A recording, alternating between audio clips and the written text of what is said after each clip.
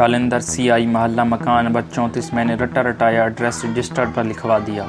यहाँ अपने दस्तखत कर दें। उसने 2-4 सवालात पूछने के बाद बिल आखिर रजिस्टर्ड मेरे सामने रख दिया। मैं तो अनपढ़ हूँ सरदार जी। ठीक है, अंगूठा लगा दो। भाई क्या करें, कारोबार ही ऐसा है। कार्रवाई मुकम्मल ना हो तो पुलिस तंग करती है। उसने स्टैम्प पैड खोलकर मेरे सामने रख दिया। मैंने अंगूठा लगाकर ज़ाब्ते की कार्रवाई मुकम्मल की। ओए मट्टू ले जा सरदार जी को ऊपर। उसने एक अजीब व गरीब वज़ाक़ता के मुलाजिम को आवाज़ देते हुए हुक्म दिया। कमरा क्या था, कुछ न पूछिए। उसे तो कमरा कहना ही कमरे की तौहीन थी। और तो सारी बातें, एक तरफ दरवाज़ा हार्डबोर्ड का था जिसमें कम अज़ कम 10 सुराख किए गए थे। ये होटल ज़्यादातर गलत मकासद के लिए इस्तेमाल होता था। दरवाज़ों में सुराख करके मुलाजमीन को सहूलत बहाम पहुँचाई गई थी।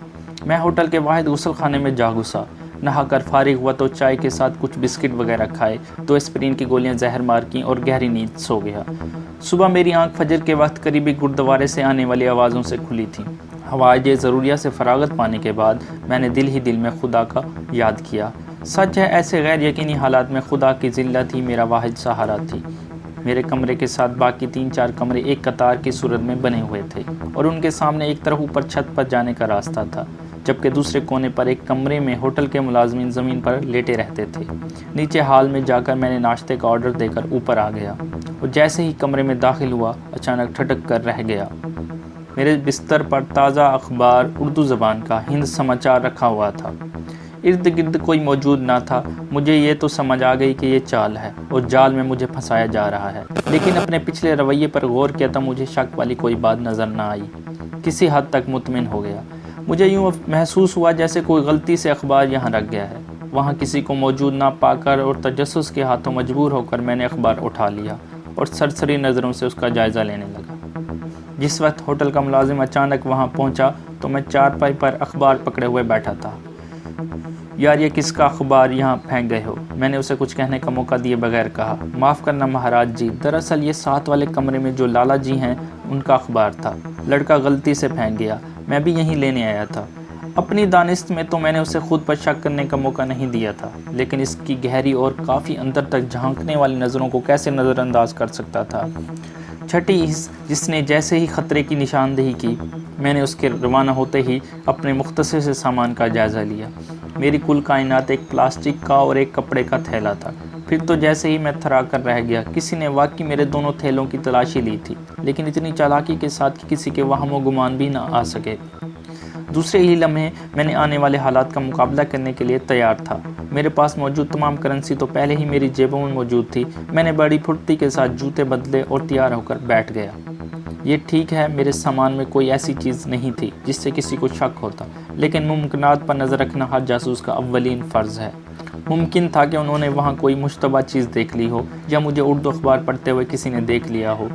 बहरा चाय ले अंदर दाखिल हुआ तो मैंने बड़े इत्मीनान के साथ उसके हाथ से थाली थामी। यार ज़रा सिगरेट तो लाना, मैं कहते हुए मैंने अपनी जेब में हाथ डाला और 2 रुपए का एक नोट निकालकर उसकी तरफ बढ़ाया। जैसे वह नोट लेने के लिए आगे झुका, एक ही वक्त में मेरे दाएं हाथ की ज़ोरदार ज़रब उसकी कनपट्टी पर और घुटना उसके जिस्म के नाजुक तरीन हिस्से पर लगा। मैंने कुछ ज़्यादा सख्त हाथ लगा दिया था क्योंकि वो किसी स्लो मोशन फिल्म की तरह बग़ैर मुंह से आवाज़ निकाले मेरे बिस्तर पर आ गिरा। मैंने उसकी टांगें भी उठाकर ऊपर कर दी और वो बदबूदार कंबल जिसने सारी रात मेरा खून चूसा था उसको उड़ा दिया। दूसरे ही लम्हे मैं बड़ी फुर्ती से लेकिन बग़ैर आवाज़ पैदा किए होटल के सीढ़ियों से नीचे उतरता जा रहा था। सीढ़ियों के खात्मे पर एक तरफ हॉल कमरा था जिसके सीढ़ियों से मुंसलिक हिस्से के बाहर पूरियाँ तली जा रही थीं। शायद सारा मोगा वहीं से पूरियाँ खरीदने और खाने चला आया था। ऐसे रश और अफरा तफरी के आलम में किसी की नज़र मुझ पर ना पड़ी और मैं खामोशी से एक तरफ खिसक गया। बाज़ार खुल रहा था और लोगों की आमदोरफ्त भी अच्छी खासी शुरू हो चुकी थी। अभी बामुश्किल 15 गज़ भी न चल पाया था कि जब मैंने पुलिस की एक तेज़ रफ्तार जीप को, जिसके साथ 8-10 मुसल्लह सिपाही और एक थानेदार छटे हुए थे, करतार होटल की तरफ बढ़ते देखा। होटल के सामने मैंने अपनी आंखों से जीप को रुकते देखा था। सिपाही बड़ी फुर्ती का मुजाहरा करते हुए नीचे उतरे। आगे का मंजर देखने के बजाय मैं एक नाई की दुकान में जा घुसा। ख़त्म कर यार इस मुसीबत को, मैंने अपने चेहरे पर उगी हुई छोटी छोटी दाढ़ी की तरफ इशारा किया। जो हुक्म महाराज। नाई ने राम राम कहते हुए मेरी दाढ़ी और मूछें सफ़ा चट कर डाली। थोड़ी देर के बाद एक मुकम्मल ब्राह्मण के रूप में कीमती पोशाक पहने और खासी कीमती गर्म चादर ओढ़े, गले में चेन डाले मैं अब भी उस भीड़ में शामिल हो चुका था। جو کرتار ہوٹل کے باہر پولیس کی بے بسی کا نظارہ کرنے کے لیے اکٹھی ہو گئی تھی۔ کیا ہوا بھائی؟ میں نے ایک تماشائی سے پوچھا۔ لالا جی جاسوس تھا کوئی، بھاگ گیا سالا، اتنی پولیس کو جل دے کر بھاگ گیا، سب نکمے گدھے پولیس میں بھرتی ہو گئے ہیں، اس نے عقیدت مندی سے دونوں ہاتھ جوڑتے ہوئے کہا۔ ہری اوم ہری اوم ہری اوم کہتا ہوا میں ایک طرف ہٹ گیا۔ پولیس والوں کو جب وہ جاسوس نہ مل سکا تو انہوں نے اپنا غصہ ہوٹل کی پوریوں اور چائے پر نکالا۔ جب میں وہاں پہنچا تو وہ لوگ ناشتے سے فارغ ہو کر اس بیرے کو دھکے مارتے ہوئے جیپ کی طرف لا رہے تھے جسے میں استراحت فرمانے کے لیے اپنے بستر پر چھوڑ آیا تھا۔ میرے لاری اڈے پر پہنچنے سے پہلے ہی میرے فرار کے افسانے کارنامے وہاں زبان زد خاص و عام تھے۔ پاکستانی گھسپیٹیے اور کمانڈو کی موگوں میں موجودگی نے کئی بھارتیوں کے چہرے سے لہو نچوڑ لیا تھا۔ ہر شخص سہما سہما اور خوفزدہ دکھائی دے رہا تھا۔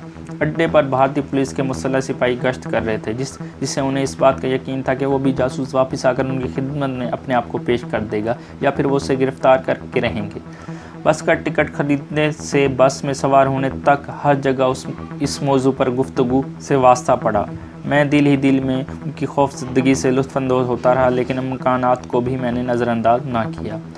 موگا سے میں نے لدھیانہ جانے والی بس پر سوار ہو گیا۔ لدھیانہ تک اس ایک بات کا تذکرہ ہوتا رہا۔ میں نے بڑے جوش و خروش کے ساتھ اس میں حصہ لیا۔ شام کے وقت بس لدھیانہ پہنچی۔ میں لاری اڈے جانے کے بجائے جو کہ ماڈل ٹاؤن کے نزدیک بنا ہوا ہے کچھ پیچھے ہی ٹیلی گراف آفس کے نزدیک بس سے اتر گیا۔ یہاں سے لدھیانہ شہر تک کا فاصلہ میں نے جان بوجھ کر پیدل ہی طے کیا تھا۔ ریلوے کے پل سے گزرتے ہوئے میں نے ارد گرد شہر کا نظارہ کر لیا اور راستے میں مختلف لوگوں سے ارد گرد کے علاقوں کے نام بھی پوچھتا جا رہا تھا بعد میں میرے کام آ سکتے تھے، جن کے متعلق معلومات حاصل کرنا ضروری تھا۔ وہ رات میں نے ہوٹل کے بجائے کسی اور جگہ بسر کرنے کا فیصلہ کیا اور وہ جگہ تھی ایک آشرم۔ آشرم میں معمولی پیسے دے کر آپ کو رات بھر کے قیام کے لیے ایک چارپائی مل جاتی ہے۔ اگر متعلقہ پنڈت کو جو یہاں کا انچارج ہے آپ نے رام کر لیا تو بھلے دم آخری تک یہاں قیام کیجیے۔ لدھیانہ شہر کے اس آشرم میں داخل ہوتے ہی میرا واسطہ سب سے پہلے پجاری جی کے ایک چمچے سے پڑا۔ رام رام جی، میں نے ہاتھ جوڑتے ہوئے کہا۔ رام رام، کہاں جائیں گے؟ اس نے جواب اور سوال ایک ساتھ داغا۔ کمرہ چاہیے، میں نے مختصر سا جواب دیا۔ اس نے ایک نظر بھرپور سے میرا جائزہ لیا۔ گو اس وقت تک میرا حلیہ کافی تبدیل ہو چکا تھا، یعنی قیمتی گرم چادر کی جگہ ایک عام جرسی نے لے لی تھی اور معمولی سا مفلر کن پٹیوں کے گرد لپٹا تھا، لیکن اب بھی میں اچھا بھلا برہمن نظر آ رہا تھا۔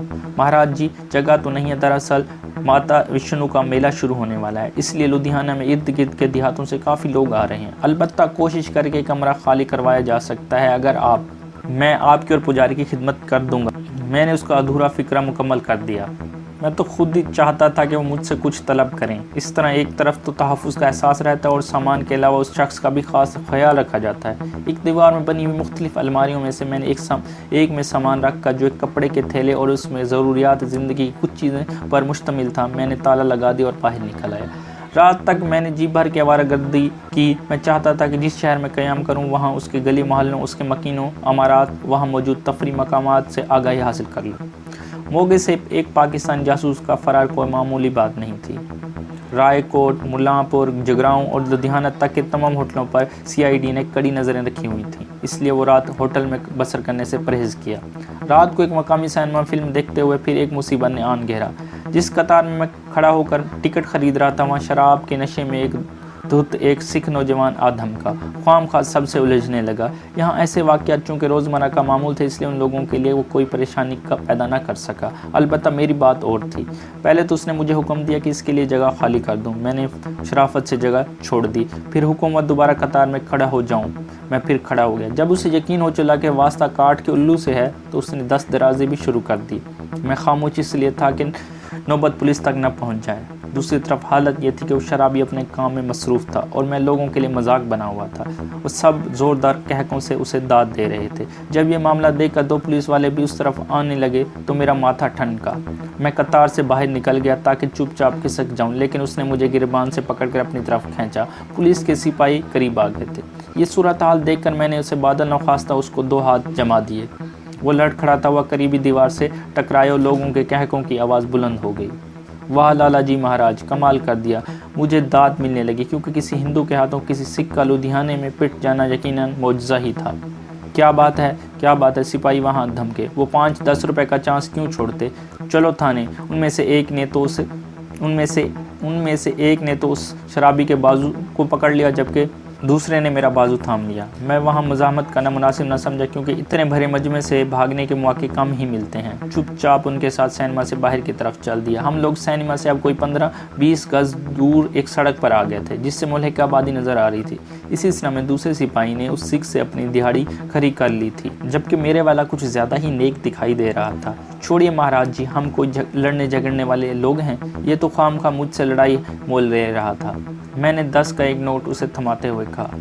ओए रिश्वत देता है ब्राह्मण की औलाद, उसने मुझे आंखें दिखाते हुए कहा। थोड़ी देर बाद हम थाने में होंगे, बेहतरी यही है कि हम यहाँ मामला साफ कर लिया जाए। मैं सोचने लगा यहाँ आमदोरफ्त ना होने के बराबर है, उसके अलावा करीब गली मोहल्लों में भी गायब हुआ जा सकता है। मैंने जानबूझकर अपनी रफ्तार खासी कम कर दी थी और दूसरा सिपाही अब हमसे 8-10 गज के आगे बढ़ गया था। तुम्हारी मर्जी, कहते हुए मैंने तेज़ी से पलटा खाया और मेरे बाएं हाथ की कोनी उस तेज़ी के साथ उसकी पसलियों में लगी। उसने तड़प कर मेरा दाएं हाथ छोड़ दिया।